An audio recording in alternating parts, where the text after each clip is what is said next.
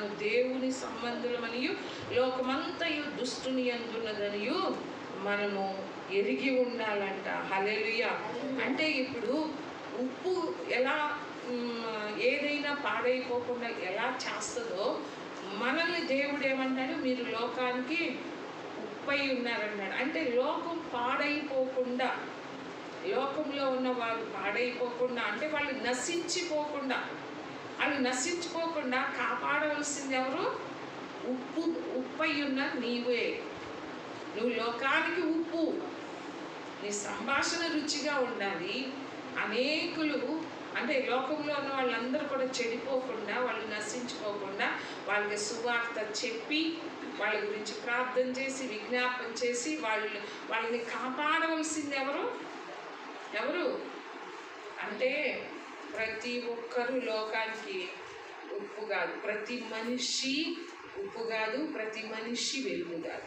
క్రైస్తవులందరూ వెలుగు కాదు, క్రైస్తవులందరూ ఉప్పు కాదు.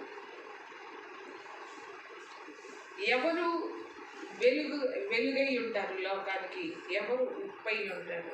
వాళ్ళ సంభాషణ ఎలా ఉండాలంట? ఎవరైతే ఉప్పై ఉన్నారో లోకానికి వాళ్ళ సంభాషణ రుచిగా ఉండాలంట. హల్లెలూయా. అందుకని చూడండి, మన నాలుక ఎట్లా ఉందో చూద్దాం. ఎందుకంటే మన మాటలు అంటే మన సంభాషణ ఎలా ఉండాలంటే, సంభాషణ అంటే ఏంటి? మాటలే కదా. ఇంకొకళ్ళతోటి నువ్వు సంభాషణ చేస్తున్నావు అంటే అవి మాటలే కదా. కీర్తనలు 57వ కీర్తన చూడండి. 57వ కీర్తన 4వ వచనం. అంటే మనం ఎలాంటి వాళ్ళమో మన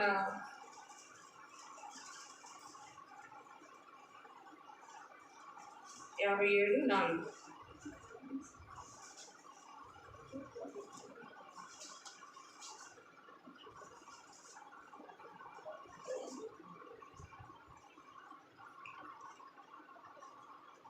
57వ కీర్తన 4. నా ప్రాణము సింహముల మధ్య ఉన్నది, కోపేద్రేకుల మధ్యను నేను పట్టుకొనుచున్నాను. వారి దంతములు శూలములు, అవి అంబులు, వారి నాలుక వాడిగల కత్తి అంట. ఏంటంట అంటే నాలుక అంటే ఏంటి? నాలుక వాడిగల కత్తి అంటే మన నోట్లో నుంచి వచ్చే మాటలు ఎలాంటి అంట? కత్తి లాంటి మాటలు. మన నాలుకంట వాడిగల కత్తి. నీకు కత్తి అవసరం లేదు. అవతలాడి చావాలి అంటే కత్తితో చంపాల్సిన అవసరం లేదు. నీ నాలుక నుంచి వచ్చే కత్తి లాంటి మాటలు చాలు వాడు చావడానికి. అందుకనే కొంతమంది చూడండి, అస్సలు చూడరు, వెనక అస్సలు చూడరు. అయ్యో వాళ్ళ హృదయం ఎంత బాధపడుతుందో, ఎంత గాయపరచబడుతుందో అని ఎప్పుడూ చూడట్లేదు. ఇష్టం వచ్చినట్లుగా నాలుగుతో మనం మాట్లాడుతున్నాం. కానీ లోకానికి ఉప్పై ఉన్న నీ సంభాషణ ఇలా ఉండకూడదు. నీ నాలుక, మన నాలుక ఎలా ఉండాలి? ఇలా ఉండకూడదు. ఎలా ఉండకూడదు? వాడిగల కత్తి అంట. హల్లెలూయా. దావీదు భక్తుడు అంటున్నాడు, నా ప్రాణము సింహముల మధ్య ఉన్నది. సింహాల మధ్య ఉన్నదా? ఎవరి మధ్య ఉన్నాడు? దావీదు. మనుషులే. వాళ్ళు ఎలాంటి వాళ్ళంట? సింహాలు లాంటి వాళ్ళు. నా ప్రాణము సింహాల మధ్య ఉంది. సింహాల మధ్య ఉంటే ఏమన్నా ఆశ ఉంటుందా? అంటే అంటే ఏంటంటే వాళ్ళ మాటలు చీల్చేసేవిగా ఉంటుంది. సింహం ఏం చేస్తుంది? చీల్చేస్తుంది. అట్లాగని నా ప్రాణము సింహముల మధ్య ఉన్నది, కోపోద్రేకుల మధ్యను నేను పండుకొనుచున్నాను. ఎవరి మధ్య ఉన్నా అంట? సింహముల మధ్య ఉన్నా అంట. కోపము కలిగిన, కోపము ఉద్రేకం ఏమున్నాయంట? ఇప్పుడు మనలో ఉన్నాయా? కోపం లేని వాళ్ళు ఎవరు? ఉద్రేకం లేని వాళ్ళు ఎవరు? కానీ దావీదు భక్తుడు అంటున్నాడు, వారి మధ్యన నేను ఉన్నాను, పండుకొని ఉన్నాను. వారి దంతములు శూలములు, అవి అంబులు అంట. అంబులు అంటే ఏంటి? బాణాలే కదా. అంటే అంటారు కదా, బాణం లాంటి మాటలు అంటారు కదా. చూడండి, బాణాలు ఏంటి, గుచ్చుకుంటాయి. ఇప్పుడు బాణాలు శరీరానికి గుచ్చుకుంటాయి, కానీ బాణం లాంటి మాటలు హృదయానికి గుచ్చుకుంటే ఎంత గాయం. వేరే ఇప్పుడు మనం ఒకటి ఆలోచించాలి, వేరే వాళ్ళు నిన్ను అన్నప్పుడు నీకు ఎంత గాయం అవుతుందో, ఎంత బాధ వస్తుందో, ఎంత కృంగిపోతున్నావో, బాధపడుతున్నావో.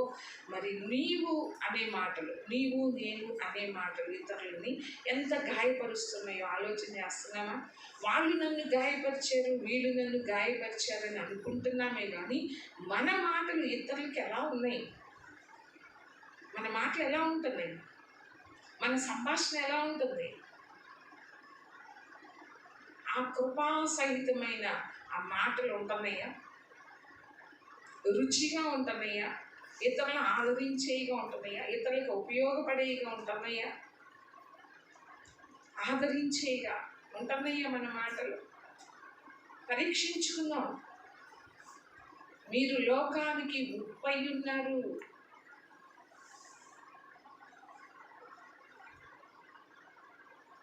వారి నాలుక వాడిగల కత్తి.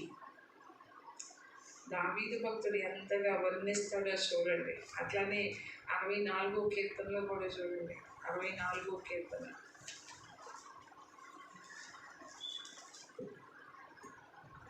64వ కీర్తన 3. ఈ కృప 64వ కీర్తన 3. ఒకడు కత్తికి పదును పెట్టునట్లు వారు తమ నాలుకలకు పదును పెట్టుదురు. హల్లెలూయా. 4వ వచనం కూడా చదువు. యథార్థవంతులను కొట్టవలెనని చాటైన స్థలములలో చేదు మాటలను బాణములుగా సంధిస్తూ ఉంటారంట. ఏం మాటలు? అవి చేదుగా ఉంటాయండి. అలాంటి మాటలను, చేదు మాటలను బాణాలుగా సంధిస్తారు. కానీ మనం ఒకటి గుర్తుపెట్టుకోవాలి, ఏంటంటే మనము ఎలాంటి మాటలు మాట్లాడుతున్నామో ప్రతి ఒక్కటి కూడా దేవుడు వింటున్నాడు. నువ్వు ఈ రోజున ఇతరులు ఎలా గాయపరిచేలాగా నువ్వు మాట్లాడావో, వాళ్ళు బాధపడేలాగా కత్తిపోటు లాంటి మాటలు నువ్వు ఈ రోజున మాట్లాడావో, రేపు ఇంకొకరు నీవు అంటే ఆ స్థితి నీకు వచ్చేలాగా చేస్తాడు తప్పకుండా. ఎందుకు? ఏది విత్తుతావో అదే కోస్తావు. కాబట్టి ఈ రోజున ఇతరులను గాయపరుస్తుంటే వేరే వాళ్ళు నిన్ను గాయపరుస్తారు. అది వస్తుంది ఆ టైము. అందుకనే ప్రతి వ్యర్థమైన మాట తీర్పులోనికి వస్తుంది అని మనం భయపడాలి. అంతేగాని మన నాలుక ఉంది కదా అని నాలుకతో కత్తిపోటు లాంటి మాటలు మాట్లాడకూడదు. ఈ రోజున మాట్లాడితే రేపు అంతకంటే డబల్ ఇస్తాడు దేవుడు. క్రైస్తవులైన మనము లోకానికి ఉప్పుగా ఉన్నామా? లోకానికి వెలుగుగా ఉన్నామా? లోకానికి ఉప్పుగా ఉంటే నువ్వు నీ సంభాషణ ఎలా ఉండాలి? ఎలా ఉండాలి చెప్పండి. రుచిగా ఉండాలి, కృపాసహితంగా ఉండాలి. వాళ్ళు ఎలా మాట్లాడినా మనం ఎలా ఉండాలి? వాళ్ళు ఎలా మాట్లాడినా అందుకనే దేవుడు అన్నాడు, మీరు దేవుని సంబంధులు, మీరు దేవుని సంబంధులు. వాళ్ళైతే ఈ లోకము దుష్టుని యందుందని ఎరుగుము అంటున్నాడు. మనం దేవుని సంబంధులు కాబట్టి దుష్టుని సంబంధులు ఎలా పడితే అలా మాట్లాడారని దేవుని సంబంధి అయిన నీవు కూడా ఎలా పడితే అలా మాట్లాడతావా? అందుకని వాక్యం ఏముంటుంది? మాట్లాడటానికి నిదానించమంటున్నాడు. హల్లెలూయా. నీ నోట ఏ మాట వస్తుందో జాగ్రత్త, నిదానించి మాట్లాడు. ప్రాక్టీస్ చేస్తున్నారా? వాక్యము విని వదిలేస్తే ఏ ప్రయోజనం మీకు ఉండదు. విని కూడా వ్యర్థం. పడుకోండి. మీరు ప్రభు యొక్క సారూప్యంలోనికి మనం మారాలి అంటే యేసు ప్రభు ఎలా జీవించమని కోరుకుంటున్నాడో అలా జీవించే వారికి ఉండాలి. ఎలా జీవించమంటున్నాడో అదంతా కూడా ఈ 5, 6, 7 అధ్యాయాల్లో ఉంది. నేను ఈ 5, 6, 7 అధ్యాయాలు అయిపోయే వరకు చెప్తాను. ఇది చాలా రోజులు పట్టుద్ది. రోజుకి 3 వచనాలు 4 వచనాలు అలా చెప్తాను. చాలా రోజులు పట్టుద్ది. ఎందుకంటే ఇది చాలా ప్రాముఖ్యమైనది. కాబట్టి ఇక్కడ ఒకడు కత్తికి పదును పెట్టినట్లు వారు తమ నాలుకల కంట పదును పెడతారంట. అబ్బా, దావీదు భక్తుడికి అనుభవం, ఆ మాటలన్నీ అనుభవించారు. వాళ్ళ నాలుక ఎలా ఉంటుందో ఎలాంటి మాటలు వాళ్ళు మాట్లాడారో దావీదు అవన్నీ అనుభవాలు కాబట్టే వాళ్ళంట కత్తికి పదును పెడతారు కదా. ఎందుకు? తొందరగా తెగాలి. ఎవరినైనా సంపాలని వెళ్తే ముందు ఏం చేస్తారు? దానికి మొండి కత్తి తీసుకొని వెళ్తారు. ఎవరన్నా ఏ కత్తి తీసుకొని వెళ్తారు? ఎందుకని? ఒకే వేటితోటి చంపాలి అని, వాడి ప్రాణం పోవాలి. అలాగనే మన నాలుకలు కూడా పదును పెడుతున్నామంట. ఎందుకు? ఒక్క మాటని వాడు కావాలంతే. అవతలాలు మానసికంగా చచ్చిపోవాలి. ఒక్క మాట చాలు. యథార్థవంతుల్ని కొట్టవల్లని చాటైన స్థలములలో చేదు మాటలను బాణములుగా సంధిస్తూ ఉంటారంట. హల్లెలూయా.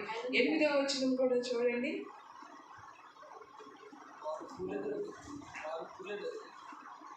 ఏడవ వచనం నుంచి, దేవుడు బాణముతో వారిని కొట్టును, వారు ఆకస్మికంగా గాయపరచబడెదరు, వారు కూలెదరు, వారు కూలుటకు వారి నాలుకే కారణము, వారిని చూచి వారందరూ తల ఊచుదురు. హల్లెలూయా.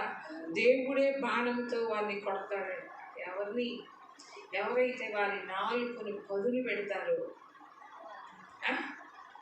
ఎవరైతే చాటైన స్థలాల్లో చేదు మాటల్ని బాణములుగా సంధిస్తూ ఉంటారో, 5వ వచనంలో కూడా వారు దురాలోచన దృఢపరచుకొనురు, చాటుగా ఉర్లగొట్టుటకు యోచించుకొనును, మనల్ని ఎవరు చూచెదరని చెప్పుకొందురు, వారు దుష్టక్రియలను తెలుసుకొనుటకు ప్రయత్నింతురు, వెదకి ఉపాయము సిద్ధపరచుకొనురు, ప్రతి వాని హృదయాంతరంగము అగాధము అంట. హల్లెలూయా.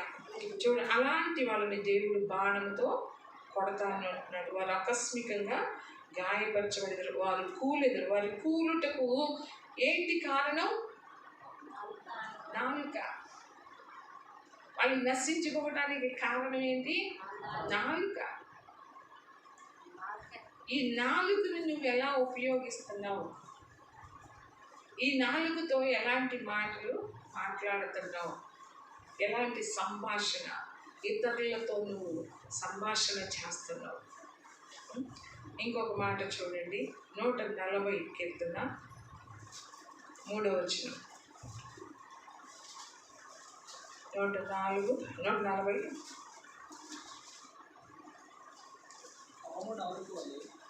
పాము నాలుక వలె ఏంటంట? వాళ్ళ నాలుకను ఏం చేస్తున్నారు? ఏం నాలుక ఏంటది? ఎవరైనా ఇష్టపడతారు అలాంటి నాలుకని? పాము నాలుక వలె వారు తమ నాలుకలు వాడి చేయరు, వారి పెదవుల క్రింద సర్ప విషయం ఉందంట. ఎవరు అలాంటి మాటలు మాట్లాడతారంటే, ఎవరి పెదాల కింద సర్ప విషయం ఉందో వాళ్ళు మాట్లాడతారంట. ఏంటి? వాళ్ళ నాలుకలు వాడి చేయరు, పాము నాలుక వలె వాడి చేస్తారంట. అయితే ఉప్పు వేసినట్లుగా మన సంభాషణ ఎట్లా రుచికరంగా ఉండాలి? మన నాలుకలు ఎలా ఉండాలి అంటే, సామెతల్లో చూడండి, ఇంకోటి కూడా చదువుదాం. కీర్తన 10:7లో కూడా ఒక మాట ఉంటుంది చూడండి.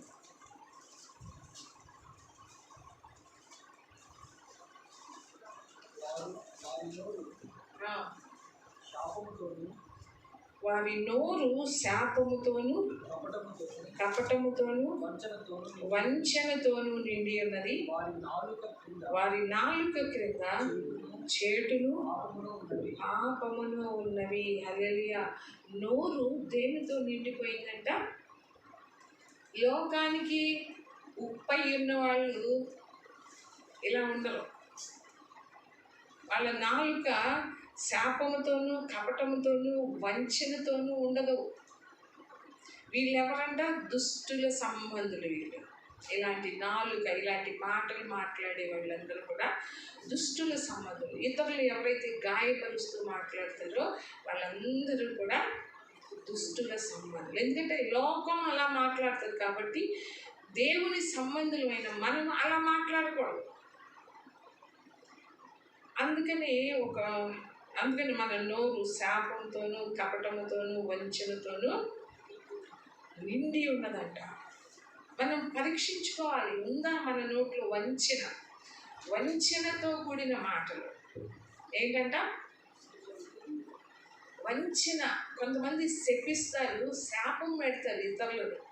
ఎందుకని? మన నెత్తి మీదకి తెచ్చుకుంటున్నాం, వాళ్ళకి కాదు శాపం.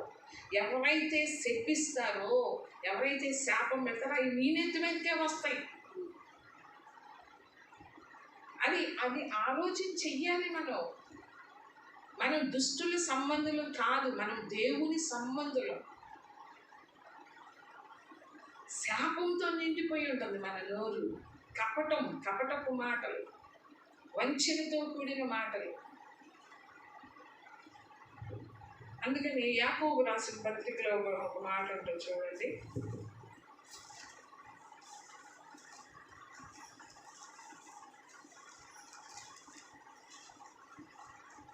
2వ వచనం 3:2.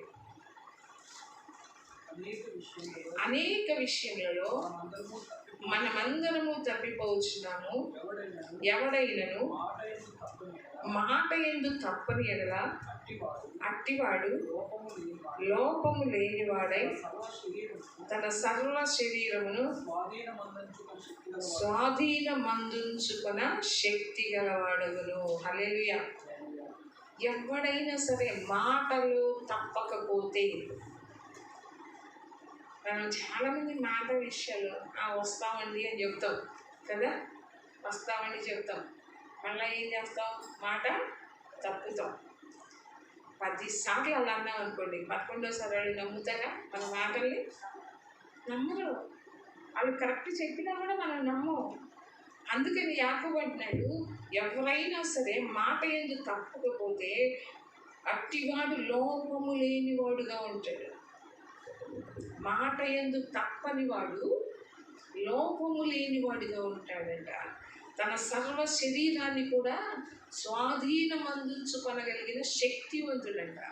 తన సర్వ శరీరమును తన స్వాధీనంలో ఉంచుకుంటాడు. ఎవరు? మాట తప్పని వాడు తన సర్వ శరీరాన్ని కూడా స్వాధీనంలో ఉంచుకుంటూ ఉంటాడు. మనందరికీ తెలుసు కదా ఆ మాట. దేవుని అంటే ఒక నోట్లో నుండి ఆశీర్వచనం, శాపవచనం వస్తుంది, అలా ఉండకూడదు అని చెప్తున్నాడు. ఈ నోటితోనే ప్రభుని స్తుతిస్తాం, దీంతోనే దేవుని పోలికగా పుట్టిన మనుషులను శపించు. మనం చెప్పాను ఈ మాట. ఎవరి పోలికలో? నువ్వు ఎవరిని శపిస్తున్నావో, ఎవరిని గాయపరుస్తున్నావో వాళ్ళందరూ ఎవరు? దేవుని పోలికగా పుట్టిన మనుషులు. వాళ్ళ యొక్క సృష్టికర్త ఎవరు? దేవుడు పుట్టించిన వాళ్ళందరూ కూడా.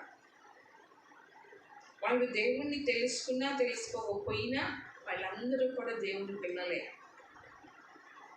ఆయన తండ్రి, అందరికీ తండ్రి ఆయన. దేవుని పోలికగా పుట్టిన వాళ్ళని నువ్వు శపిస్తున్నావు అంటున్నాడు యాకోబు. మాట యందు తప్పకపోతే లోపం లేని వాడుగా ఉంటాడు. ఇది మనం సాధకం చేయాలి.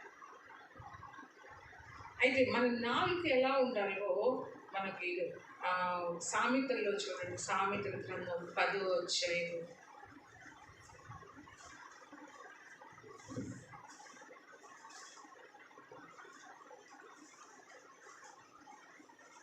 20వ వచనం.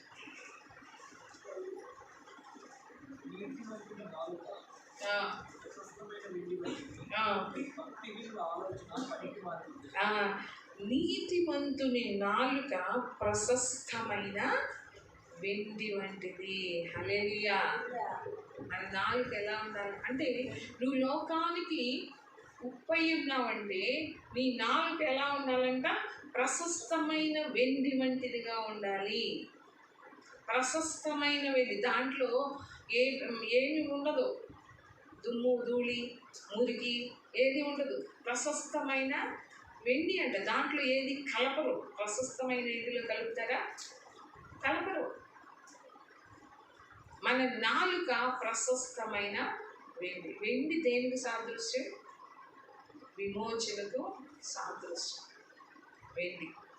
ఇంకొక మాట కూడా చూడండి, 21వ వచనం, దాంట్లోనే 21.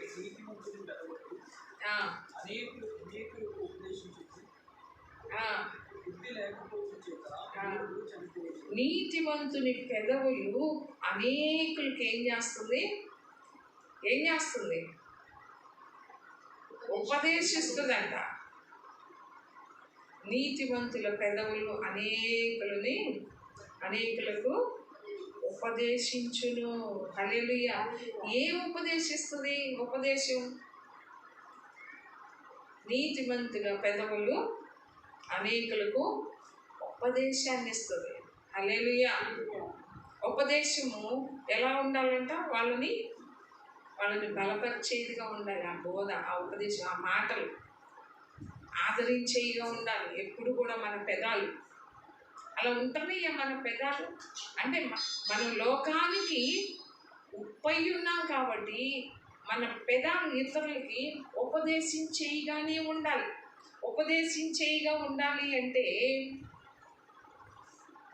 ముందు మనం వాటిని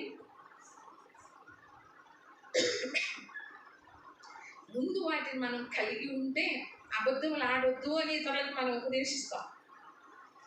మనం అబద్ధాలు ఆడతా వాళ్ళకి ఉపదేశించగలుగుతామా? ఉపదేశించలేం. యేసు ప్రభు కూడా ఏది చెప్పాడో అదే చేశాడు, ఏది చేశాడో అదే చెప్పాడు. అలా ఉండాలి మనం కూడా. ఇవన్నీ ఎందుకంటే ఈ వాక్యం అంతా కూడా ఆయన ఎలా ఉన్నాడో అలాగని మనం ఉండాలని ఆయన కోరిక. అలా జీవించాలని ఆయన సారూప్యంలోకి, ఆయన స్వభావంలోకి మనం అందరం కూడా రావాలని ఆయన కోరిక. హల్లెలూయా. మన నాలుక అనేకులకి, మన పెదవులు అనేకులకి ఉపదేశించాలంట. హల్లెలూయా. అంటే మనము ఎలా ఉండాలి అంటే వాళ్ళని మనం నడిపించేలాగా ఉండాలి. వాళ్ళు మనం ఏం చేయాలంట? కానీ ఈ రోజుల్లో మనం ఎలా ఉంటున్నామంటే సారం లేని వారిగా. ఉప్పులో సారం లేకపోతే అదేంటన్నా ఉపయోగపడుతుందా? అలాగనే మన మాటల్లో ఏముండాలంటే ఈ రోజు క్రైస్తవులు సారం లేని వారిగా ఉన్నారు. అంటే క్రియలు లేవు. క్రియలు లేకపోతే, క్రియ లేని విశ్వాసము మృతమైనది. క్రియలు ఉన్నట్టుగా ఈ రోజున క్రైస్తవులైన మనకి. అలాగనే 31వ వచనంలో కూడా చూడండి, నీతిమంతుని నోరు మూర్ఖపు మాటలు పలుకు నాలుక పెరికివేయబడును. ఎలాంటి మాటలు? మూర్ఖపు మాటలు పలికే నాలుకంట పెరికివేయబడుతుందంట. నీతిమంతుని నోరు జ్ఞానోపదేశమును పలుకును. హల్లెలూయా. జ్ఞానాన్ని ఉపదేశిస్తుందంట నీతిమంతుని నోరు. నీతిమంతుని నాలుక ప్రశస్తమైన వెండి వంటిది. నీతిమంతుని పెదవులు అనేకులకు ఉపదేశిస్తుంది. హల్లెలూయా. 11వ వచనంలో కూడా చూడండి, నీతిమంతుని నోరు జీవపు ఊట. హల్లెలూయా. నీతిమంతుని నోరు ఏంటంట? ఊట. మనలో నుంచి ఊట ఏం రావాలి? ఏం ఊట వస్తుంది? ఏం ఊట వస్తుంది మన నోట్లో నుంచి?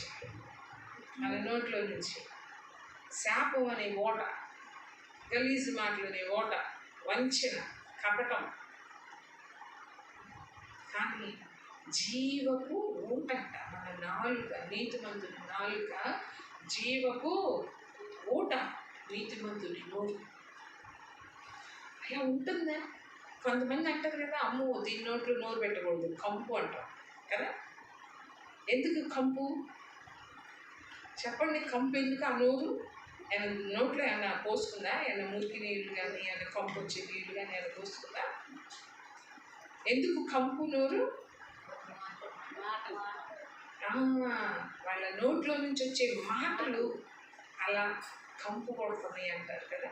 అమ్మో ఆ నోట్లో నోరు పెట్టుకోవడం అంటే భయం లేకుండా, భక్తి లేకుండా, ఇష్టానుసారంగా.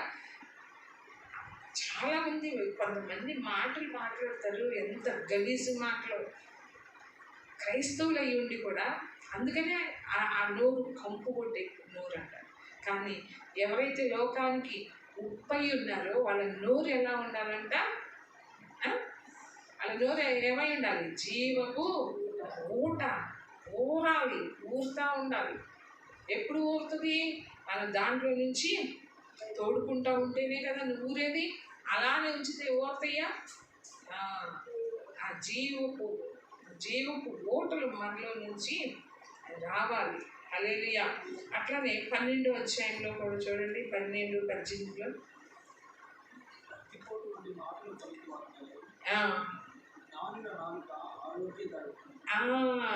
జ్ఞానులు. మనం ఎవరమే? జ్ఞానులేనా? జ్ఞానులేనా? జ్ఞానుల నాలుక ఆరోగ్యకరమైన మాటలే మాట్లాడతారు, కానీ కత్తిపోటు వంటి మాటలు పలుకువారు కలరు. జ్ఞానుల నాలుక ఆరోగ్యదాయకం అంట. అలాంటి 15వ అధ్యాయం 24వ వచనంలో కూడా ఉంటుంది చూడండి. 15:2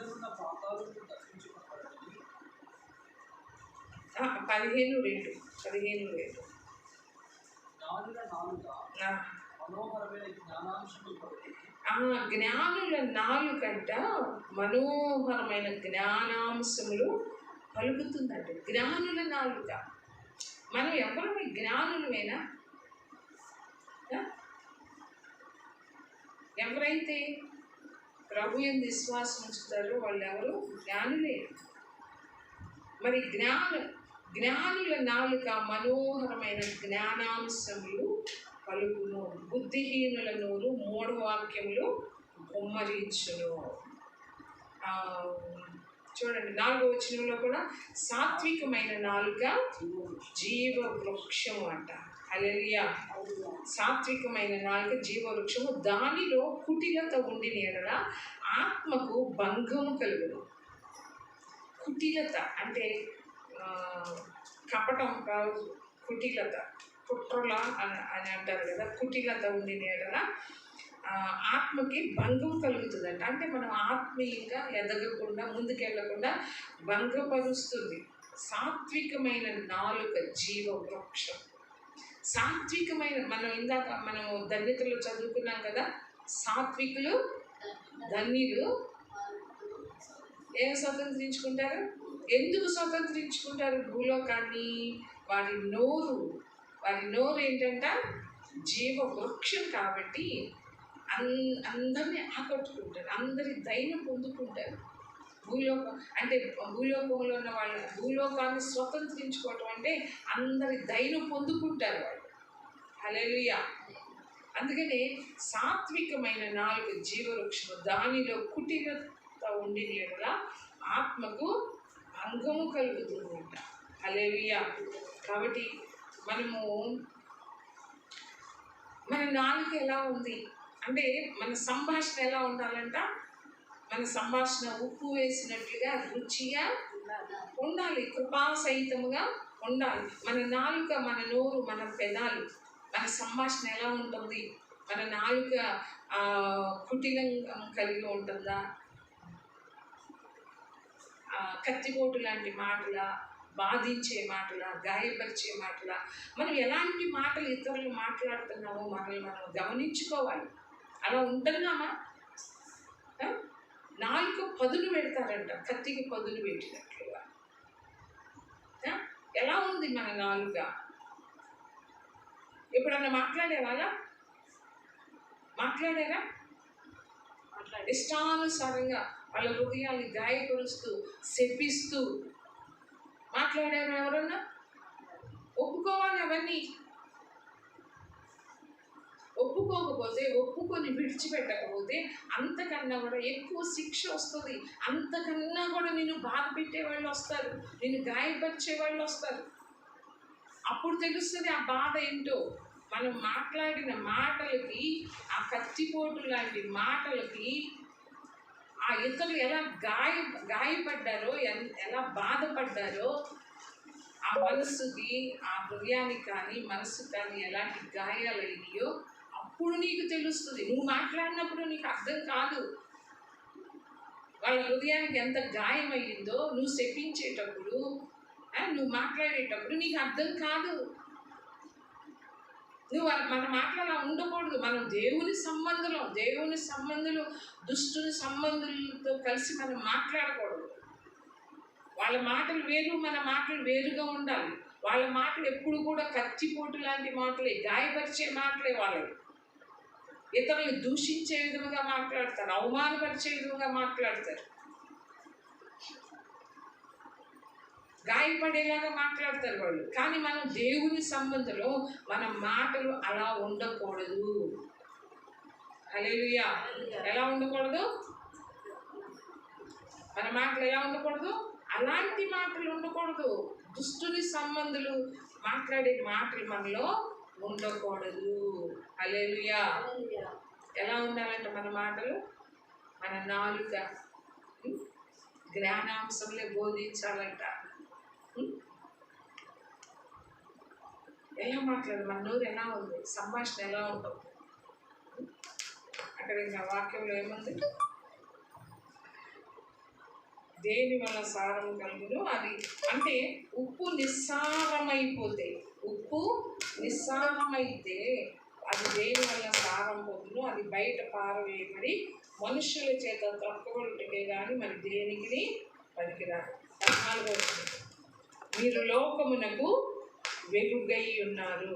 కొండ మీద ఉండి పట్టణము మరుగై ఉండనేరదు. మనుషులు దీపం వెలిగించి కొంచెం కింద పెట్టరు, కానీ అది ఎంట ఉండి వారందరికీ వెలుగించుడికై దీపస్తంభం మీదనే పెట్టుదురు. మనుషులు మీ సత్క్రియలను చూసి పరలోకమందున్న మీ తండ్రిని మహిమపరచునట్లు వారి ఎదుట మీ వెలుగు ప్రకాశింపనీయుడి. హల్లెలూయా. కొండ మీద ఉన్న పట్టణము, మనం లోకానికి ఏమై ఉన్నామంట? లోకానికి ఏమై ఉన్నాం? వెలుగై ఉన్నాం. అంటే మనం నిజమైన వెలుగు కాదు. నిజమైన వెలుగు ఎవరు? యేసు ప్రభు. ఆయన నిజమైన వెలుగు, మనం నిజమైన వెలుగు కాదు. కానీ ఆ వెలుగులో మనం వెలిగించబడిన వారు. వెలుగు ఎప్పుడు కూడా స్వచ్ఛంగా ఉంటుంది, నిర్మలమైనదిగా ఉంటుంది. వెలుగు ప్రకాశిస్తూ ఉంటుంది. వెలుగు లేకపోతే ఏముంటుంది? చీకటి ఉంటుంది. చీకట్లో ఏమైనా అర్థమవుతుందా మనకి? ఏ వస్తువు ఎక్కడుందో అక్కడ పాము ఉందో, లేకుంటే ఏది ఉందో కూడా, ఏ తేలు ఉందో, ఏ విష పురుగులు ఉన్నాయో ఏది మనకి అర్థం కాదు చీకట్లో. ఆ వెలుగు ఎప్పుడైతే వస్తుందో అప్పుడు చీకటి అక్కడ ఉంటుందా? ఉండదు. మనం లైట్ వేస్తే అక్కడ చీకటి ఉండదు. అంటే మనకి ఆ వెలుగులో మనకి అన్నీ స్పష్టంగా కనిపిస్తాయి. అందుకనే మన ప్రభు ఏమై ఉన్నాడు? ఆ వెలుగులో మన స్థితి కనిపిస్తుంది. వెలుగులో ఏం కనిపిస్తుంది? మన స్థితి. వాక్యపు వెలుగులో మన హృదయం ఏంటి అనేది మన స్థితిని చూపిస్తుంది. మన ఆత్మీయ స్థితి ఎలా ఉందో చూపించేది ఏంటిదంట? వెలుగు. ఎవరు వెలుగై యేసయ్య వెలుగై ఉన్నాడు, ఆయనే వాక్యమై ఉన్నాడు. ఆ వాక్యపు వెలుగులోనే మన ఆత్మీయ స్థితి ఏంటి అనేది మనల్ని మనం చూసుకుంటాం. మనకు చూపిస్తుంది ఆ వాక్యం. వెలుగై ఉన్న ప్రభు యొక్క వాక్యంలో మన ఆత్మీయ స్థితి ఏంటిదో మనకి చూపించేది ఏంటిదంట. ఇప్పుడు చీకటి ఉంటే అసలేం కనపడదు, కానీ వెలుగులో అన్నీ ఎలా కనిపిస్తాయో అలాగనే ఆ వాక్యపు వెలుగులో మన హృదయం ఏంటి అనేది మనకి అర్థమవుతుంది. ఆ వాక్యం చూపిస్తుంది నీ ఆత్మీయ స్థితి ఎలా ఉంది. ఇప్పుడు నాలుక గురించి తెలుసుకున్నాం. మన పెదాలు ఎలా ఉండాలి, మన నాలుక ఎలా ఉండాలి, మన సంభాషణ ఉప్పు వేసినట్టుగా రుచికరంగా కృపాసహితంగా ఉండాలి, ఎలా ప్రత్యుత్తరం ఇవ్వాలి, ప్రతి మనిషికి మీరు ఎలా ప్రత్యుత్తరం ఇవ్వాలో తెలుసుకోమంటున్నాడు. అవన్నీ తెలుసుకోవాలంటే మనకేం కావాలి? ఇప్పుడు నాలుక గురించి పెదాల గురించి విన్నాం. అది తెలియకపోతే మనం ఎలా మాట్లాడాలో మనకు అర్థమవుతుందా? నేను చెప్పాను కదా ఇంతకుముందు, అబద్ధాలు ఆడటం అంటే పాపం అని అనుకున్నాము ఎప్పుడన్నా? నేనైతే అనుకోలే. నేను దేవుని తెలుసుకోకముందు అబద్ధాలు ఆడటం పాపం అని తెలియదు. కానీ ఇప్పుడు వాక్యపు వెలుగులో ఏమర్థమవుతుంది మనకి? అబద్ధాలు ఆడకూడదు, అబద్ధ సాక్ష్యాలు. మన బుద్ధి అదే. ఏంటి అబద్ధ సాక్ష్యాలు పలుకుతున్నావా? ఎందుకు? అందుకనే మన నాలుక ద్వారా మీరే శిక్ష తెచ్చుకుంటున్నారంట. వాక్యంలో ఏముంది? నీ నోరు, మన నోరు ఏం చేస్తుందంట? మనకి శిక్ష కలగటానికి కారణము మన నాలుక అని గుర్తు పెట్టుకోవాలి. ఒక శిక్ష మన మీదకి వస్తుందంటే దానికి కారణం ఏంటంట? మన నాలుక. ఆ వాక్యపు వెలుగులో మనం చూసుకున్నప్పుడు దాన్ని మనం ఏం చేయాలి? నా హృదయ స్థితి ఇంత భయంకరమైందా, నా ఆత్మీయ స్థితి ఇలా ఉందా అని చెప్పి మనం ఏం చేయాలి? మనల్ని మనం సరి చేసుకునేవాడిగా ఉండాలి. ఎందుకంటే మన హృదయం ఎంత భయంకరమైనదో, ఎంత మోసకరమైనదో, ఎంత భయంకరమైన వ్యాధి కలిగినదో దాన్ని గ్రహించగాలి అంటే వాక్యపు వెలుగులోనే మనం గ్రహించగలం. హల్లెలూయా. మనము అందుకని ఎఫ్ఎసీయులకు రాసిన పత్రికలో ఒక మాట ఉంటుంది చూడండి. ఎఫ్ఎసీయులకు రాసిన పత్రిక 5వ అధ్యాయము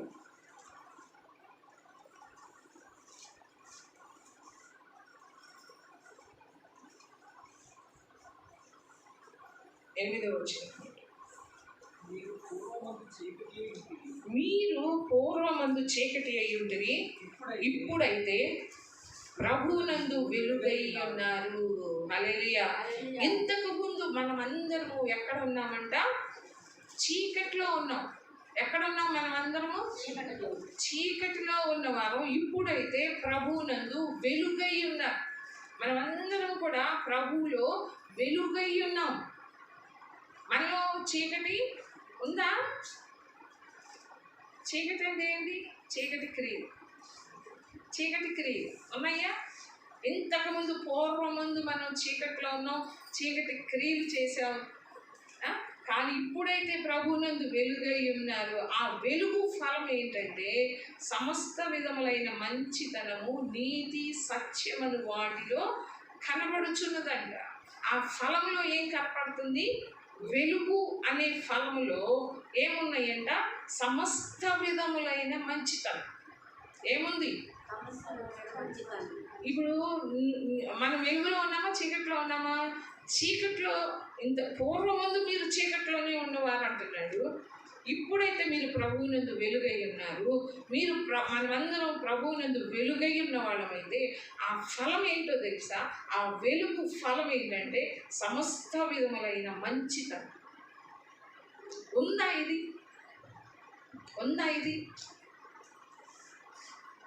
సమస్త విషయాల్లో కూడా మనం ఏం కలిగి ఉండాలంట? సమస్త విధములైన మంచితనము ఉండాలంట, నీతి ఉండాలంట. నీతిని అనుసరించి నడుచుకునేవారిగా, నీతి సత్యమని వాటిలో కనబడుతుందంట వెలుగు ఫలం. ఇవి ఉన్నాయా? యేసుప్రభుని నమ్మే అది ఒక్కటి చాలు అనుకుంటాం. కదా.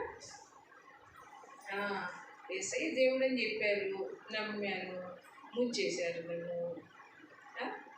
అంతేగా, ముంచేశారు. మీరు ముంచమన్నారు, అయ్యగారు ముంచేశారు. కానీ వాక్యం ఏం చెప్తుంది? మనం ఎలా జీవించమని వాక్యం చెప్తుంది. వెలుగై ఉన్నారు, మీరు లోకానికి వెలుగై ఉన్నారు. ఇంతకుముందు మీరు చీకట్లో ఉన్నవాళ్ళే, పూర్వమందు చీకట్లో ఉన్నారు, చీకటి కార్యాలు చేశారు, చీకటి క్రియలు ఉన్నాయి. కానీ ఇప్పుడైతే మనమందరం ప్రభువునందు వెలుగై ఉన్నాము. ఆ వెలుగు ఫలం ఏంటంటే సమస్త విధములైన మంచితనము, నీతి, సత్యమని వాటిలో కనబడుచున్నది. సత్యమును వేటిలో కనబడుతుంది? ఆ వెలుగు ఫలములో కనబడుతుందంట. కనుక ప్రభువుకి ఏది ప్రీతికరమైనదో దాన్ని పరీక్షించుచు వెలుగు సంబంధుల వలె నడుచుకోండి. మనం ఎలా నడుచుకోవాలంట? చీకటి సంబంధులమా లేకుంటే వెలుగు సంబంధులమా? మనమందరం వెలుగు సంబంధుల్లో ఏముండాలి? చీకటి సంబంధంలో ఏముంటుంది? చీకటి ఉంటుంది. వెలుగు సంబంధంలో ఏముంటుంది? వెలుగు ఉండాలిగా. వెలుగు ఫలం అంటే ఏంటి? సమస్త విధములైన మంచితనము, నీతి, సత్యమును వాటిలో కనబడుతుంది. ఇప్పుడు మనం వెలుగు సంబంధమా చీకటి సంబంధంలో? అటు ఇటుగానే అటు కొంత ఇటు కొంత ఎలా ఉందో? వెలుగు సంబంధం వల్లే నడుచుకోండి. నిష్ఫలమైన అంధకార క్రియలలో పాలివారై ఉండక వాటిని ఖండించుడి. నిష్ఫలమైన అంధకార క్రియలు, ఆ చీకటి క్రియలంట ఎందుకు పనికిరావు? నిష్ఫలమైన అంధకార క్రియలలో పాలివారై ఉండొద్దు. మీరు వెలుగు సంబంధులు, మీరు చీకటి సంబంధులు కాదు. కాబట్టి నిష్ఫలమైన అంధకార క్రియలలో పాలివారుగా ఉండొద్దు. యవనస్తులు ఏటిలో పాలివారుగా ఉంటారు? చీకటి సంబంధులతో పాలివారుగా ఉంటున్నారు కొన్ని విషయాలు. అందుకని వాళ్ళతో పాలివారుగా, వాళ్ళతో కలిసి సినిమాలు కావచ్చు, వాళ్ళతో డ్యాన్సులు కావచ్చు, వాళ్ళతో ఏదైనా కావచ్చు, నిష్ఫలమైన అంధకార క్రియలలో వారితో పాలివారై ఉండక వాటిని ఖండించాలి. ఎవరు ఖండించాలి? వెలుగు సంబంధులైతే ఖండిస్తారు. రాక సినిమాకి వెళ్దామంటే ఆహా అని చెప్పి వెళ్ళేవాడు కాదు. నేను రాను, నేను సినిమాలు చూడను, నేను చీకటి సంబంధిని కాదు, నేను వెలుగు సంబంధిని, ఆ కార్యాలలో నేను పొందను అని ఎవరైతే ఖండిస్తారో, ఇక్కడ ఏమంటే పాలివారై ఉండక వాటిని ఖండించండి. ఏలయనగా అట్టి క్రియలు చేయవారు రహస్యమందు జరిగించు పనులను గురించి మాట్లాడుట అయినను అవమానకరమై ఉన్నది. అలాంటి రహస్యముగా జరిగించే పనులను, ఆ పనుల గురించి మాట్లాడటం కూడా అవమానం అంటారు. అలాంటి గలీజు మాటల గురించి మాట్లాడుకోవడం అంటే అవమానకరం అంటారు. ఇది పరిశుద్ధులకు తగదు, దేవుని సంబంధులకు తగదు. మన నాలుక ప్రశస్తమైన వెండి లాంటిది అంటున్నాడు. హల్లెలూయా. అర్థమవుతుందా? నిద్రలా ఇంట్రెస్ట్ ఉంటే నిద్ర రాదు. ఇంకా ఏం వాక్యంలో ఏం చేయకూడదని వాక్యం చెప్తుందో అని చెప్పి ఎవరు ఇంట్రెస్ట్గా వింటే కదా. మాట్లాడుటైనను అవమానకరమైనది, సమస్తమును ఖండింపబడి వెలుగు చేత ప్రత్యక్షపరచబడును. ప్రత్యక్షపరచున్నది ఏదో అది వెలుగే కదా. ప్రత్యక్షపరిచేది ఏంటి? మనలో ఉన్న క్రియలు సమస్తమును ఖండింపబడి, పైన ఏముంది? పాలివారై ఉండక వాటిని ఖండించండి. సమస్తమును వెలుగు చేత ఖండించాలంట. ఖండింపబడి వెలుగు చేత ప్రత్యక్షపరచబడును. ప్రత్యక్షపరచున్నది ఏదో అది వెలుగే కదా. హల్లెలూయా. అందుకని నిష్ఫలమైన అంధకార క్రియలలో వారితో మనము పాలివారై ఉండక వాటిని ఖండించే వారిగా ఉండాలి. ఎప్పుడన్నా ఖండించారా? ఎప్పుడన్నా ఖండించారా? ఖండించున్నారు. అలాగనే పేతురు రాసిన మొదటి పత్రికలో చూడండి,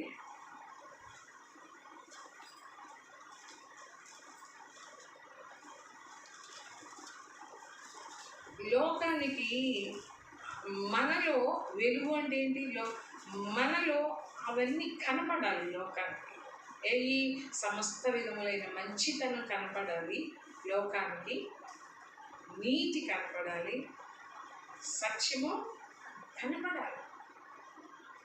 ఇవన్నీ మనలో లోకానికి కనపడాలి. కనిపిస్తున్నాయా? సమస్త విధములైన మంచితనము అవన్నీ కనిపిస్తున్నాయా? చదవండి. మొదటి పేతురు 2:9. అయితే మీరు చీకటిలో నుండి ఆశ్చర్యకరమైన తన వెలుగులోనికి మిమ్మును పిలిచిన వారి గుణాతిశయములను ప్రచురము చేయు నిమిత్తము ఏర్పరచబడిన వంశమును, రాజులైన యాజక సమూహమును, పరిశుద్ధ జనమును, దేవుని సొత్తైన ప్రజలనై ఉన్నారు. హల్లెలూయా. మనం ఏంటంట? చీకటిలో నుండి ఆశ్చర్యకరమైన తన వెలుగులోనికి మిమ్మును పిలిచిన వాని గుణాతిశయాలు. మనల్ని ఎవరు పిలిచారు? మన ప్రభు పిలిచాడు, మన తండ్రి పిలిచాడు. ఆ పిలిచిన వాని యొక్క ఆశ్చర్యకరమైన తన వెలుగులోనికి నడిపించిన వాని గుణాతిశయములను ప్రచురము చేయు నిమిత్తము మనల్ని ఎలా చేశాడంట? ఏర్పరచబడిన వంశం. మన వంశం ఏంటి? ఏర్పరచబడిన వంశం. రాజులైన యాజక సమూహం మనమందరం. ఇంతకుముందు రాజులు వేరుగా ఉండేవాళ్ళు, యాజకులు వేరుగా ఉండేవాళ్ళు పాత నిబంధనలో. కానీ ఈ కొత్త నిబంధనలో మన ప్రభు ఏం చేశారు? మనల్ని రాజులుగా చేశాడు, మనల్ని యాజకులుగా కూడా చేశాడు. రాజులైన యాజక సమూహమును, పరిశుద్ధ జనం. మనమందరం ఎవరమి? అసలు ఆలోచన ఉంటుందా మనకి? అసలు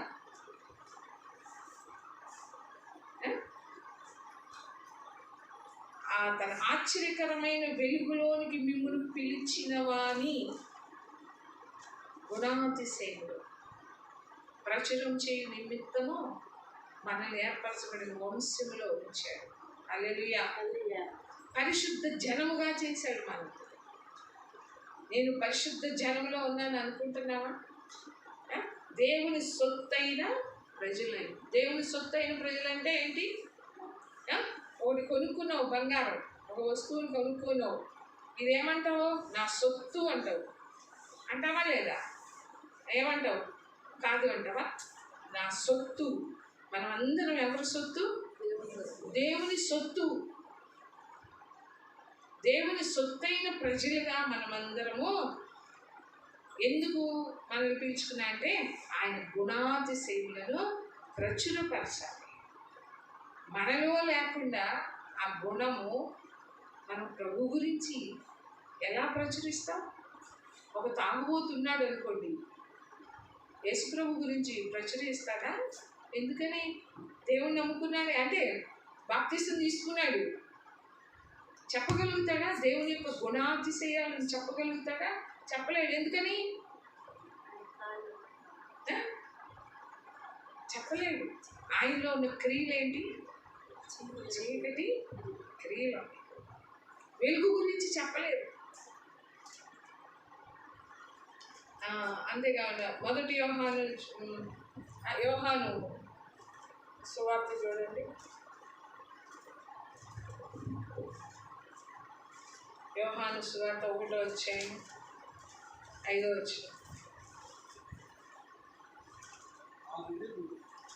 చీకటిలో ప్రకాశించుకున్నది కానీ చీకటి దాన్ని గ్రహింపలేదు. 4వ వచనంలో కూడా ఆయనలో జీవం ఉండెను, ఆ జీవము మనుషులకు వెలుగై ఉండెను, ఆ వెలుగు చీకటిలో ప్రకాశించుచున్నది కానీ చీకటి దాన్ని గ్రహింపకుండెను. అయితే ప్రభు రాక ఈ లోకంలోకి వచ్చినప్పుడు, ఆయన పరిచర్య మొదలుపెట్టినప్పుడు అక్కడ జనులంట, మత్తయి సువార్తలో ఉంటుంది కదా, అక్కడ ఉన్న జనులంటే ఎక్కడ కూర్చొని ఉన్నారంటే చీకట్లో కూర్చొని ఉన్నారంట. మరణ ఛాయలో, మరణ ప్రదేశంలో కూర్చున్న వారికి వెలుగు ప్రకాశించిందంట. హల్లెలూయా. ఆయన నిజమైన వెలుగు. ఆ వెలుగు లోకంలోనికి వచ్చి ఉన్నది కానీ చీకటి, అంటే ఆ వెలుగు చీకటిలో ప్రకాశించుచున్నది కానీ చీకటి దాన్ని గ్రహించటల్లా. ఎందుకు గ్రహించలేకపోతున్నారు? అక్కడ చూడండి, 3వ అధ్యాయము 19 ఆ తీర్పు ఇదే, వెలుగు లోకములోనికి వచ్చిన కానీ తమ క్రియలు చెడ్డమైనందున మనుషులు వెలుగును ప్రేమింపగా చీకటినే ప్రేమించరి. దుష్కార్యము చేయు ప్రతివాడు వెలుగును ద్వేషించును, తమ క్రియలు దుష్క్రియలుగా కనబడకుండునట్లు వెలుగునద్దకు రాడు. సత్యవర్తనుడైతే తన క్రియలు దేవుని మూలముగా చేయబడి ఉన్నవని ప్రత్యక్షపరచబడినట్లు వెలుగునద్దకు వచ్చును. హల్లెలూయా. ఇప్పుడు మనం అందరం వెలుగు దగ్గరికి వచ్చామా లేమా? వచ్చారా? అందరూ వెలుగునద్దకు వచ్చారా? వెలుగు లోకంలోకి వచ్చిన కానీ తమ క్రియలు చెడ్డమైనందున మనుషులు వెలుగును ప్రేమింపగా చీకటిని ప్రేమించారంట. ఇప్పుడు మనము చీకటిని ప్రేమిస్తున్నామా, వెలుగును ప్రేమిస్తున్నామా?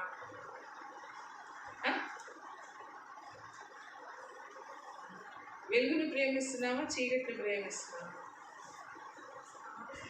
రెండు ప్రేమిస్తున్నామా?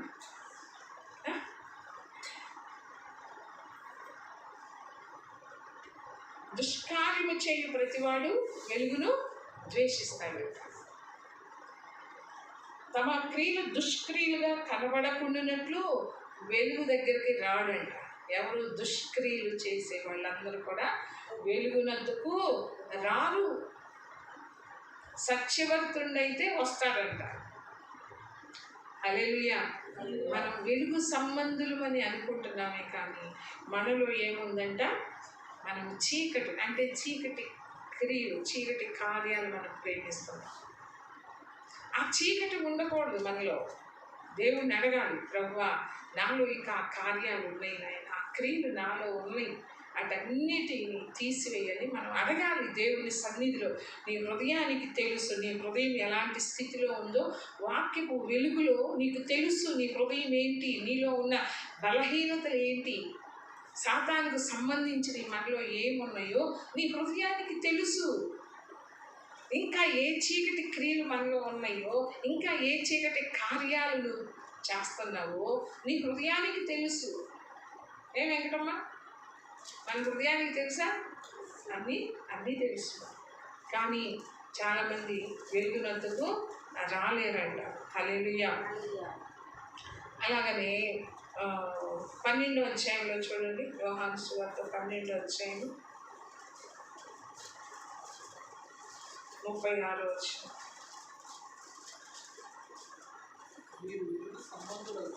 మీరు వెలుగు సంబంధులగునట్లు మీకు వెలుగుండగానే వెలుగునందు విశ్వాసముంచుడని వారితో చెప్పాను.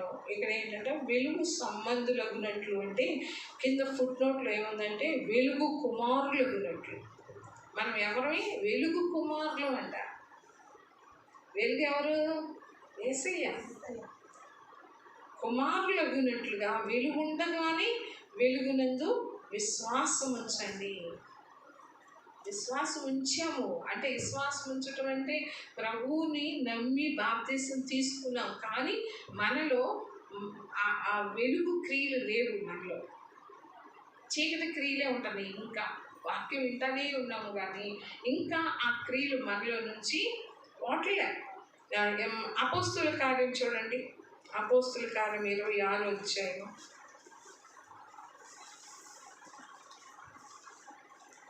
26:18. నీవు అనుకుంటున్న సంగతిని గురించి కింద కొంచెం కింద చూడే, వారు చీకటిలో నుండి వెలుగులోనికి సాతాను అధికారము నుండి దేవుని వైపుకు తిరిగి నా యందలి విశ్వాసము చేత పాప క్షమాపణను పరిశుద్ధపరచబడిన వారిలో స్వాస్థ్యమును పొందినట్లు వారి కన్నులు తెరచుటకై నేను నిన్ను వారి యొద్దకు పంపెదనని చెప్పాను. హల్లెలూయా. ఎవరి దగ్గరికి పంపిస్తున్నాడు? అన్యజనుల దగ్గరికి పంపిస్తున్నాడు పౌలు. చీకట్లో నుండి వెలుగులోనికి, సాతాను అధికారంలో నుండి దేవుని వైపునకు తిరిగి. ఇంతకుముందు చీకట్లో ఉన్న వాళ్ళు వెలుగులోనికి, ఇంతకుముందు మనం అందరము సాతాను అధికారంలో ఉన్నాం.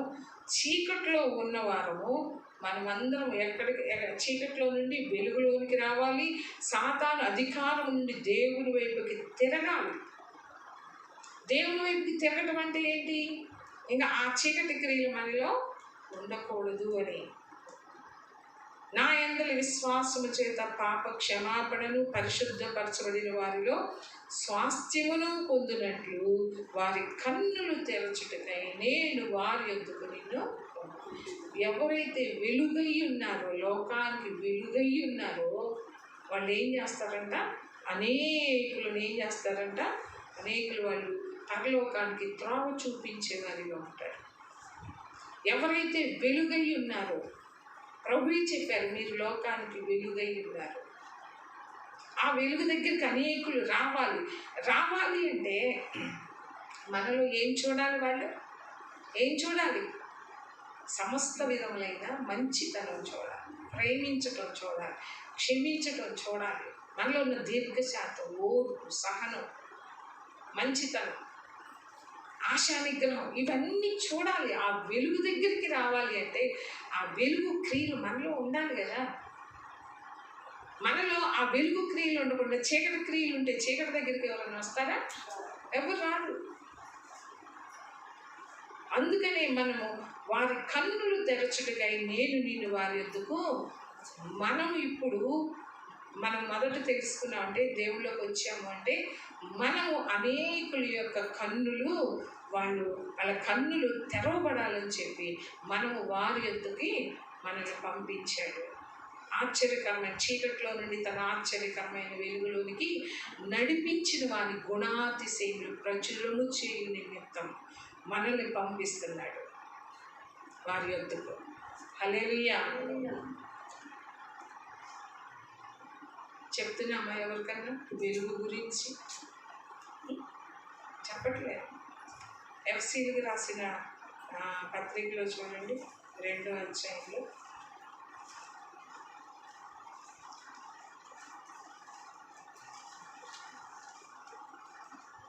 2:10 మరియు వాటి యందు మనము నడుచుకొనవలెనని దేవుడు ముందుగా సిద్ధపరిచిన సత్క్రియలు చేయుటకై మనము క్రీస్తు యేసునందు సృష్టింపబడిన వారమై ఆయన చేసిన పని అయి ఉన్నాం.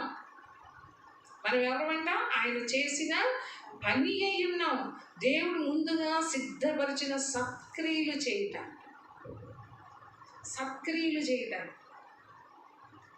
మనలో ఉన్నాయా? సత్క్రియలు ఉన్నాయా? చెడ్డ క్రియలు ఉన్నాయా? వాక్యపు వెలుగులో మన హృదయం ఏంటో, మన ఆత్మీయ స్థితి ఏంటో మనల్ని మనం పరీక్షించుకుందాం, మనల్ని మనం విమర్శించుకుందాం, మనల్ని మనం తీర్పు తీర్చుకుందాం. వాక్యపు వెలుగులో నీ హృదయ స్థితి ఏంటో నీవు గమనించు. దేవుని సన్నిధిలో కన్నీరు గార్చాలి. మనల్ని ఎందుకు ఆయన సృష్టించాడు? ముందుగా సిద్ధపరిచిన సత్క్రియలు చేయటానికంట. సత్క్రియలు చేయాలి. మనము క్రీస్తు యేసునందు సృష్టించబడిన వారమై ఆయన చేసిన పని అయి ఉన్నాము. ఎవరైతే లోకానికి ఉప్పై ఉన్నారో, లోకానికి వెలుగై ఉన్నారో, వాళ్ళు ఏం చేస్తారంట?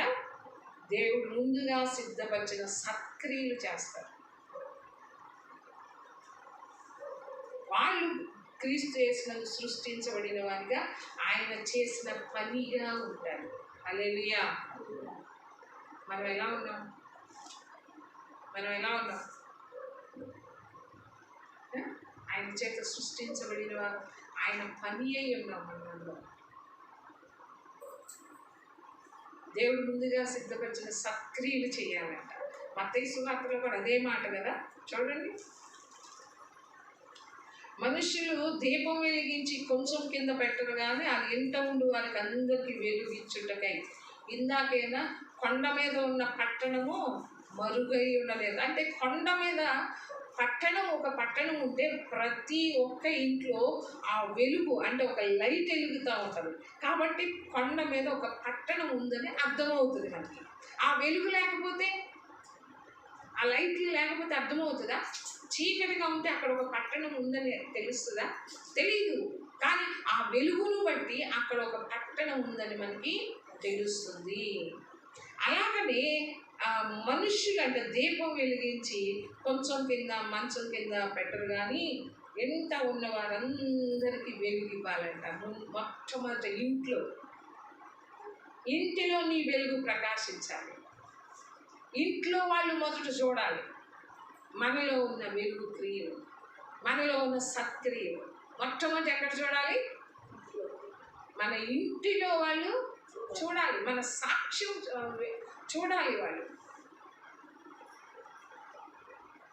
మన సత్క్రియలు చూస్తున్నారా మన ఇంట్లో వాళ్ళు? అందుకనే సామెత ఉంది కదా, ఎంట గెలిచి రచ్చగెలవమన్నారు. మనం ఇంట్లో గెలవట్లేదు. ఇంట్లోనే మనకి సాక్ష్యం లేదు. ఉంటుందా? ఆడవాళ్ళకి కావచ్చు, మగవాళ్ళకి కావచ్చు, ఎవరికైనా సరే సాక్ష్యం ఉంటుందా? అందుకనే ఇక్కడ దీపం వెలిగించి కొంచెం కింద కానీ అది పెట్టరు కానీ ఇంట నుండి వారందరికీ వెలుగివ్వాలంట. అది దీపస్తంభం మీదనే పెట్టు. మనుషులు మీ సత్క్రియలను చూసి పరలోకమందున్న మీ తండ్రిని మహిమపరచినట్లు వారు ఎదుట మీ వెలుగు ప్రకాశింపనీయుడి.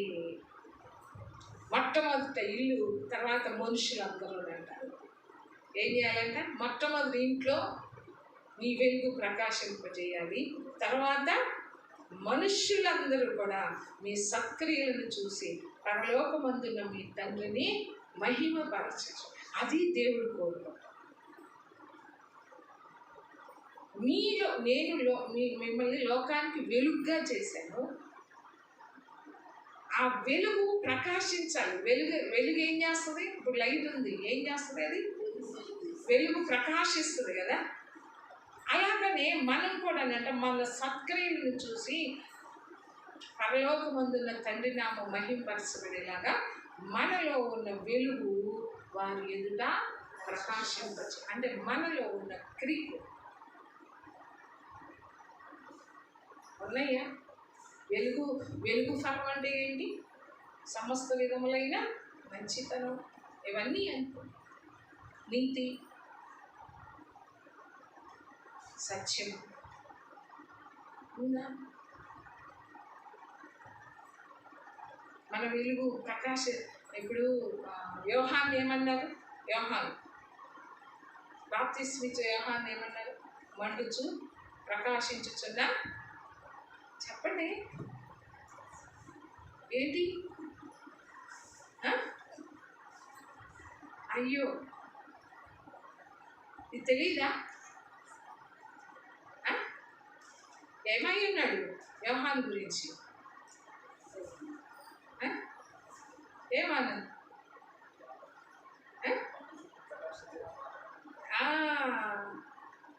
మండుచు ప్రకాశించు జ్యోతి వలె. ఎక్కడ ఉందో చూడండి అన్నమాట. అయ్యో,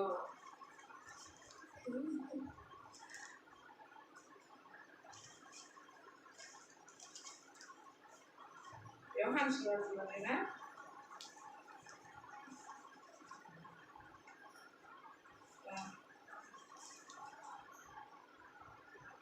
సరే, టైం అయిపోయింది కాబట్టి తర్వాత చూపిస్తాను.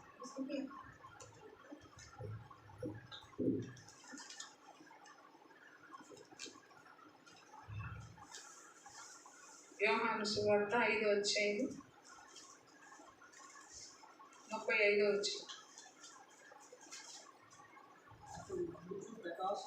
అతడు మండుచు ప్రకాశించుచున్న దీపమై ఉన్నాడు. హల్లెలూయా. ఎలా ఉన్నాడంట? అలా ఉండాలంట.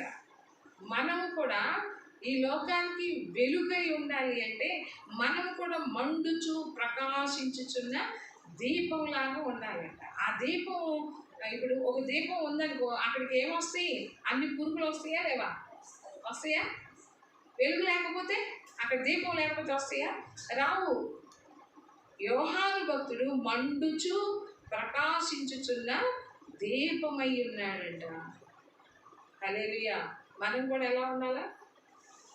మండుతున్నామా, ఆరిపోయామా? యోహాను యొక్క క్రియలు మండుచు ప్రకాశించాయంట. ఒక లైట్ ఎలా ప్రకాశిస్తూ ఉంటుందో, వెలుగు ఎలా ప్రకాశిస్తూ ఉంటుందో, అలాగనే మనలో వెలుగు ఉంటే అది ప్రకాశిస్తూ ఉండాలి, బయటికి ప్రకాశిస్తూ ఉండాలి. ఇప్పుడు వెలుగు ఉంటే చాలాళ్ళు దాయలేము, ఎప్పటికైనా అది బయటికి వస్తుంది, ఆ క్రియలు బయటికి వస్తాయి. మనలో నిజంగా ఆ వెలుగు కనుక ఉంటే తప్పకుండా అది ప్రకాశిస్తుంది. కానీ మనలో అంటే కొండ మీద ఉన్న పట్టణం ఎలా మరుగై ఉంటుందో అలాగే మనలో వెలుగు ఉంటే అది మరుగై ఉండదు, అది ప్రకాశిస్తుంది బయటికి. అందరూ చూస్తారు, కానీ మనలో ఆ వెలుగు క్రియలు లేవు, సత్క్రియలు లేవు. మనము ప్రకాశిస్తూ ఉండాలంట. హల్లెలూయా. యోహాను ఎలా మండుచు ప్రకాశించు దీపంలాగా ఉన్నాడో మనము కూడా అలా మండుతూ ప్రకాశిస్తూ ఉండాలి. హల్లెలూయా. అలాంటి కృప దేవుడు మనందరికీ దయచేయండి. ఆమేన్. ప్రార్థన చేసుకున్నాం.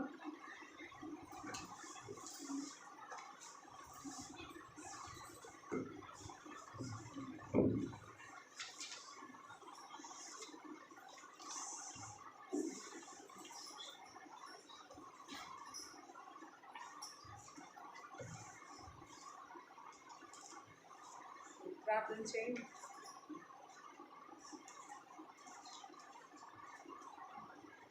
చిన్న ప్రార్థన చేసుకుందాం. ఒక మాట ఇక్కడ సామెతలు 13:9 నీతిమంతుల వెలుగంట తేజరిల్లు. నీతిమంతుల వెలుగు ఏం చేస్తుంది? తేజరిల్లుతుంది, అంటే ప్రకాశిస్తుంది. వాటిలో ఉన్న వెలుగు ప్రకాశిస్తుంది. భక్తిహీనుల దీపము ఆరిపోతుందంట. స్తోత్రం దేవా, స్తోత్రములు నాయన. మహాగరుడ, మహోన్నతుడ, పరిశుద్ధుడ, నిత్య నివాసులైన తండ్రి, నీకు వందనాలు అయ్యా. స్తోత్రాలు చెల్లించుకుంటున్నావు నాయన. నువ్వు గొప్ప దేవుడు తండ్రి, మాకు చాలిన దేవుడు, సర్వోన్నతుడివి, సర్వశక్తి గల దేవుడు తండ్రి, నీకు స్తోత్రములు అయ్యా. అయ్యా నువ్వు ఆ కొండ మీద అయ్యా బోధించిన బోధనైనా ఉపదేశము నా తండ్రి మా ఆత్మీయ జీవితానికి ఆశీర్వాదకరంగా ఉండగలరు సహాయం చేయి తండ్రి. అయ్యా నాయన వాక్యం వినడం వల్ల అయ్యా మాకు ఆశీర్వాదం కాదు, కానీ ప్రభా ఆ వాక్యం విని అయ్యా దాని ప్రకారం నా తండ్రి నడుచుకున్నప్పుడే మాకు ఆశీర్వాదం నాయన. నీకు స్తోత్రాలు ప్రభా. అయ్యా నాయన మీరు లోకానికి ఉప్పై ఉన్నారంటున్నావు దేవా, నీకు స్తోత్రాలు. మీరు లోకానికి వెలుగై ఉన్నారంటున్నావు. అయ్యా ఉప్పు నిస్సారమవుతుంది, మనుషుల చేత త్రొక్కబడుతుందే కానీ దానివల్ల ఎలాంటి ఉపయోగం ఉండదు అంటున్నావు నాయన. నీకు స్తోత్రములు నాయన. ఈ దినాల్లో క్రైస్తవులైన మేము అయ్యా నిస్సారమైన స్థితిలోనే ఉంటున్నాము నాయన. అయ్యా ఏ సారం లేని వారిగా మేము ఉంటున్నాము నాయన. అయ్యా మాలో ఆ సత్క్రియలు ఉండటం లేదు ప్రభా. అయ్యా ఆ వెలుగు క్రియలు మాలో ఉండటం లేదు ప్రభా. అయ్యా క్షమించు నాయన. అయ్యా మీరు లోకానికి వెలుగై ఉన్నారంటున్నావు, కానీ ఆ వెలుగు నా తండ్రి అయ్యా నాయన ప్రకాశించాలి నాయన. యోహాను భక్తుడు ఎలా మండుచు ప్రకాశించుచున్న దీపమై ఉన్నాడు, అలాగూ నా తండ్రి అయ్యా మమ్మల్ని ఆ చీకట్లో నుంచి నీ ఆశ్చర్యకరమైన వెలుగులోనికి నాయన మమ్మల్ని పిలిచావు నాయన. అయ్యో ఎందుకంటే ప్రభా నీ గుణాతిశయములు ప్రచురం చేయ నిమిత్తం నాయన ఏర్పరచబడిన వంశముగా మమ్మల్ని చేశావు నాయన. నీకు స్తోత్రాలు ప్రభా. అయ్యా పరిశుద్ధ జనముగా చేసావు నాయన, రాజులైన యాజక సమూహముగా మమ్మల్ని చేసావు, నీ సొత్తైన ప్రజగా మమ్మల్ని నువ్వు చేసావు నాయన. ఇంత గొప్ప కృపను మాకు ఇచ్చావు తండ్రి. అయ్యా నీకు వందనాలు, స్తోత్రాలు చెల్లించుకుంటున్నాం తండ్రి. అయ్యా ఎందుకు పనికి మాలిన వారం నాయన, ఏ మంచి లేని వారం, ఏ యోగ్యత లేని వారం నాయన. అయ్యా నీకు వందనాలు, స్తోత్రాలు చెల్లించుకున్నాం తండ్రి.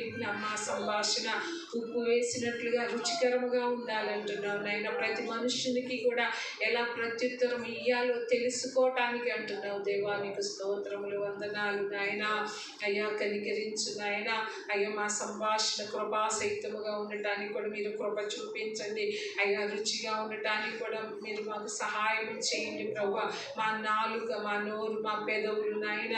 అయ్యా నాయన మా మాటలు ఎలా ఉన్నాయో నాయన నీ వాక్యపు వెలుగులో మేము చూసాం. అయ్యా మేము కూడా మా మాటల ద్వారా అనేకుల్ని అయ్యా మేము గాయపరిచే వారిగా ఉన్నావు నాయన. అయ్యా దూషించే వారిగా ఉన్నావు, శపించే వారిగా ఉన్నావు, కపటం మాటలు మాట్లాడే వారిగా, వంచనతో కూడిన మాటలు మాట్లాడే వారిగా ఉంటున్నావు నాయన. అయ్యా అయ్యా నాయన. అయ్యా ప్రభు ఈ లోకం అయితే నాయన అయ్యా దుష్టుని అయ్యా సంబంధులుగా ఉందని అంటున్నావు నాయన. మీరైతే దేవుని సంబంధులు అంటున్నావు నాయన. అయ్యా నీకు స్తోత్రములు నాయన. లోకమంతా దుష్టుని యందు ఉన్నదని నీ వాక్యం సెలవించుచుండగా ప్రభువా, అయ్యా వారి లాంటి క్రియలు మాలో ఉండకూడదు నాయన. ఎందుకంటే మమ్మల్ని ప్రత్యేకపరుచుకున్నావు కదా నాయన. అయ్యా ఈ లోకములో నుంచి మమ్మల్ని ఏర్పాటు చేసుకున్నావు కదా నాయన. నీకు స్తోత్రాలయ్యా. లోకము నాయన నిన్ను ఎలా ద్వేషించిందో ప్రభు, అలాగూ మమ్మల్ని అయ్యా ద్వేషిస్తుంది అంటున్నావు. సద్భక్తితో బ్రతకను ఉద్దేశించే వారికి అయ్యా నాయన హింస కలుగుతుందని చెప్పిన దేవా నీకు వందనాలయ్యా. అయ్యా స్తోత్రాలు చెల్లించుకున్నాం తండ్రి. అయ్యా ఆ వెలుగు ఫలం మాకు దయచేయండి నాయన. అయ్యా సమస్త విధములైన మంచితనం ఉండాలంటున్నావు. నీతి సత్యము వాటిలో కనబడుతుందని చెప్పావు. అయ్యా నిష్ఫలమైన అంధకార క్రియలలో అయ్యా వారితో పాలువారై ఉండకుండా వాటన్నిటిని మీరు ఖండించండి అంటున్నావు దేవా. అయ్యా నీకు వందనాలు, స్తోత్రములు నాయన. అయ్యా ఎంతో అమూల్యమైన మాటలు నాయన. అయ్యా జీవపు మాటలు నాయన, ముత్యాలు లాంటి మాటలు ప్రభువా. అయ్యా నీకు వందనాలు, స్తోత్రములు. కానీ ప్రభువా అయ్యా అనుసరించి నడుచుకోలేని జీవితాలుగా ఉంటున్నాయి నాయన. అయ్యా ప్రభువా అయ్యా మేము ఎలా జీవించాలని నీ కోరిక ఉన్నదో నాయన అలాగూ మేము జీవించగలుగుటకు నీ కృప మాకు దయచేయి నాయన. మాలో చీకటి క్రియలు ఉన్నాయి నాయన, చీకటి ఉంది నాయన. అందుకని మేము ఎవరిని ఆకర్షించలేకపోతున్నాము నాయన. ఓ ప్రభువా నీకు వందనాలు, స్తోత్రాలు చెల్లించుకున్నాం తండ్రి. అయ్యా కనికరించమని అడుగుచున్నాం దేవా. నీ పాదాలకు వందనాలు నాయన. నీతిమంతుల నోరు జీవపు ఓట అంటున్నావు నాయన. నీకు స్తోత్రాలయ్యా. వారి నాలుక ప్రశస్తమైన వెండి వంటిది అని చెప్తున్న దేవుడు నాయన. కొంతమంది అయితే నాయన కత్తికి పదును పెట్టినట్లుగా వారి నాలుగు పదును పెడుతున్నారని చెప్పావు నాయన. అయ్యా నీకు స్తోత్రాలయ్యా. మా మాటలు కొద్దిగా ఉండాలంటున్నావు నాయన. మాట్లాడటానికి నిదానించమంటున్నావు నాయన. హృదయం నిండిన దానిని బట్టి నోరు మాట్లాడుతుందని చెప్పావు నాయన. వ్యర్థమైన ప్రతి మాట తీర్పులోనికి తీసుకురాబడుతుందని అయ్యా భయం కలిగి ఉండటానికి సహాయం చేయ నాయన. అయ్యా నిదానించి మాట్లాడేవారిగా చెయ్యయ్యా. మా మాటలు ఇతరుల్ని అయ్యా గాయపరుస్తున్నాయ్యా. వాళ్ళకి ఎలాంటి వాళ్ళు బాధపడుతున్నారా లేదా అని ప్రభా అయ్యా నాయన మేము ఇతరులు దూషించకుండా నాయన, ఓ ప్రభా బాధపరచకుండా నా తండ్రి నాయన, అవమానపరిచే వారిని ఉండకుండా కత్తి లాంటి మాటలు మేము మాట్లాడకుండా నాయన. నిజమే తండ్రి, మా పెదవుల క్రింద విషం ఉన్నదంటున్నావు నాయన. నీకు వందనాలు నాయన. ఎంత భయంకరమైందో మా నాలుగు నాయన. నీకు స్తోత్రాలు నాయన. అయ్యి నిజమే నాయన. మా అయ్యా నాయన మాట ఎందుకు తప్పని ఎడల వాడు లోపం లేని వాడిగా ఉంటాడంటున్నావు నాయన. అవును నాయన. అంతేకాదు తన సర్వ శరీరాన్ని తన స్వాధీనం అందించగలిగిన శక్తివంతుడిగా ఉంటాడంటున్నావు నాయన. నిజమే నాయన. మాట ఎందు మేము తప్పేవారిగా ఉంటున్నాము నాయన. నీకు స్తోత్రాలయ్యా. ఈ నోటితోనే ప్రభా అయ్యా నిన్ను స్తుతిస్తాము నాయన. నీ పోలికగా పుట్టిన మనుష్యులు నా తండ్రి అయ్యా శపించే వారిగా ఉంటున్నాం. అయ్యో ఈ సత్యాన్ని అయ్యా తెలిసి కూడా నా తండ్రి నాయన ఓ దాన్ని జయించలేని వారిగా ఉంటున్నాము నాయన. మా సంభాషణ ఎప్పుడు కూడా ఇతరులకు ఉపయోగకరముగానే ఉండాలి అయ్యా. ఇతరులను ఆదరించేవిగా ఉండాలి, ఇతరులు బలపరిచేవిగా ఉండాలి, ఇతరులు పాపంలో పడి ఉన్నప్పుడు వారిని లేవనెత్తేగా ఉండాలి, కృంగిన వారిని లేవనెత్తిగా ఉండాలి నా తండ్రి. నీకు వందనాలు నాయన. అంతేకాని ప్రభు వారిని ఇంకా కృంగదీసే వారిగా అయ్యా కృంగదీసే మాటలు మేము మాట్లాడకూడదు నాయన. అయ్యా నీకు వందనాలు, స్తోత్రాలు నాయన. కనికరించు నాయన. అయ్యా కృప చూపించమని అడుగుచున్నాం దేవా. నీకు వందనాలు అయ్యా, స్తోత్రాలు చెల్లించుకున్నాం. ఏడు వచ్చిన ప్రతి ఒక్క బిడ్డను బట్టి నీకు వందనాలు, స్తోత్రాలు చెల్లించుకున్నాం నాయన. అయ్యా లైవ్లో చూస్తున్న బిడ్డలను కూడా మీరు జ్ఞాపకం చేసుకోనండి నాయన. అయ్యా ఈ వాక్యం అందరికీ కూడా ఆశీర్వాదకరంగా ఉండగలదు సహాయం చేయి. ఎందుకంటే నీ రాకడ అతి సమీపముగా ఉన్నది నాయన. నీ సారూప్యంలోనికి మేము మారాలి నాయన. నీ స్వభావాన్ని మేము ధరించుకునే వారిగా మాకు సహాయం చేయి నాయన. విన్న వాక్యము నాయన ఎక్కడా కూడా ప్రభు అయ్యా సాతాను దొంగిలించకుండా ఈ వాక్యము నా తను మా హృదయంలో నూరంతలుగా ఫలించడానికి కూడా నాయన నీ కృప మా అందరికీ దయచేయమని, సమస్తమైన ఘనత మహిమ ప్రభావం మీరే పొందుకోమని యేసు పరిశుద్ధ నామములో ప్రార్థించి స్తుతించి వేడుకొంచున్నాము తండ్రి. ఆమేన్. అందరికీ వందనాలు. లైవ్లో ఉన్న